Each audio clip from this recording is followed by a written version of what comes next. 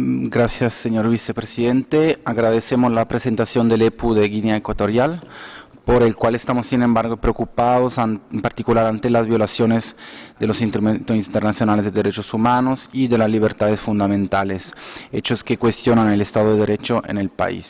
Acogemos con satisfacción la aceptación de 165 recomendaciones formuladas.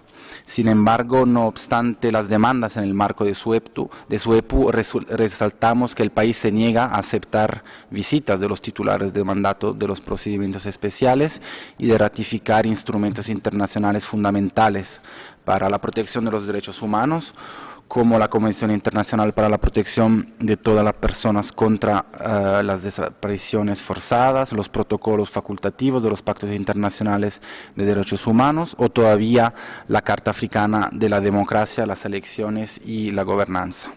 Las autoridades tienen que investigar y establecer responsabilidades por los abusos y violaciones de los derechos humanos por parte de las fuerzas de seguridad, incluidas presuntas ejecuciones extrajudiciales, torturas, detenciones y reclusiones arbitrarias de periodistas, personas de la sociedad civil y miembros de la oposición política.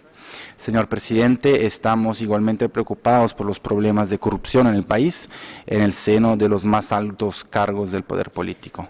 Todos los bienes mal adquiridos derivados de la corrupción son un elemento clave de los problemas enfrentados por Guinea Ecuatorial, donde las autoridades se acaparan de los bienes y riquezas del país, dejando muchas veces el pueblo en la pobreza. Instamos a las autoridades de Guinea Ecuatorial de aceptar y implementar las recomendaciones recibidas en el marco de su EPU, respetando ante todo los instrumentos internacionales de derechos humanos, en particular los pactos de derechos humanos de las Naciones Unidas de 1966. Thank you. Muchas gracias.